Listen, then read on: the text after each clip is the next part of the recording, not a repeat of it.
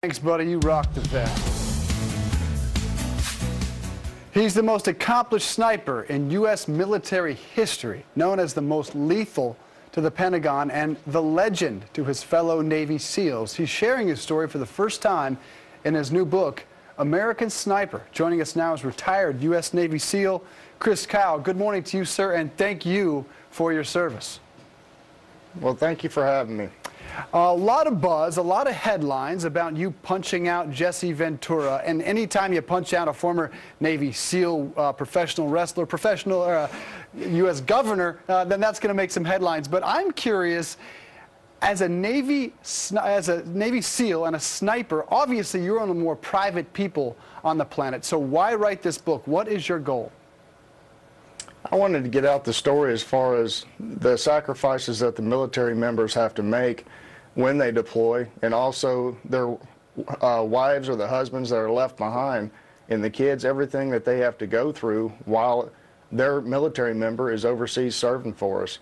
I mean, it's a hard life. There's a high divorce rate, and I think we need to draw attention to these guys, and I'm trying to get it to where the country steps up and helps take care of the vets, and if the vet doesn't come home, that we take care of their family that's left behind.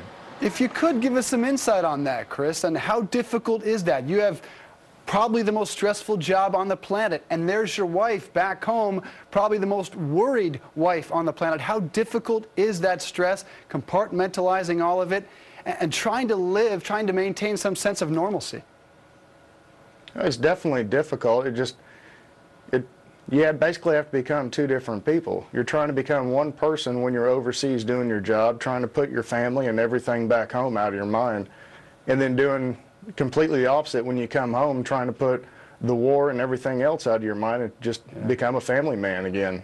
And in this book, you share some incredibly heroic, incredibly frightening, breathtaking stories, takes you to the scene of when you were a Navy SEAL sniper. At one point, tell us about the story that you thought you were making your last call to your wife. You and your fellow members of the SEAL team thought this was probably it for you. You'd rather have your own team bomb you than be captured by these insurgents. Tell us about that. Well, I mean, anytime you get a chance to make a phone call to your loved one, you want to put them at ease, no matter whether you're really out there or not. But even being out there, you're just trying to say, hey, I'm back at base, I love you, I miss you, and just want to let you know I'm thinking about you. You don't always get the opportunity to call whenever you want, but every once in a while, especially if you have a satellite phone, if you have the chance, you're going to take it. You just want to put their minds to ease and let them know that you love them and that you're thinking about them. I should tell folks that in your 10 years as a Navy SEAL, you were deployed 4 times to Iraq, awarded 2 Silver Stars, 5 Bronze Stars with Valor. So back to the Jesse Ventura story, because I think it's part of a larger narrative. You punched him out because he was disrespecting fellow Navy SEALs. You had just lost a team member. So in terms of a larger narrative, how do you feel that Americans are honoring or are not honoring our country's troops? Well, I think now it's gotten to the point where people are kind of desensitized to the whole thing. You see a little ticker at the bottom of the TV that says, you know, 5 more guys died today, or just on your show earlier, you have 4 National Guardsmen that just died and 1 wounded. And it's another number, and people don't pay a whole lot of attention to it. And I mean, we still have people in harm's way fighting for us. And these guys and girls, they don't have to believe in the war. We're not deciding where we go. We just get sent. We decide we want to serve our country, and then we get sent over there.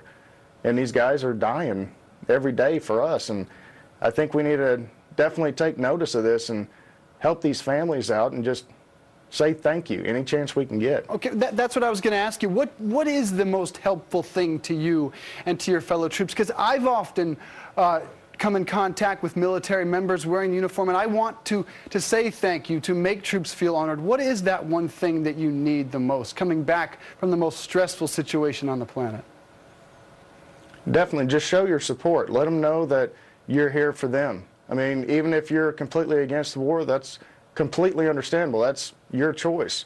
But please don't come out and voice it to these guys. If you see them in an airport, if you see them at a gas station or a restaurant, you know, just a simple thank you means the world to these guys.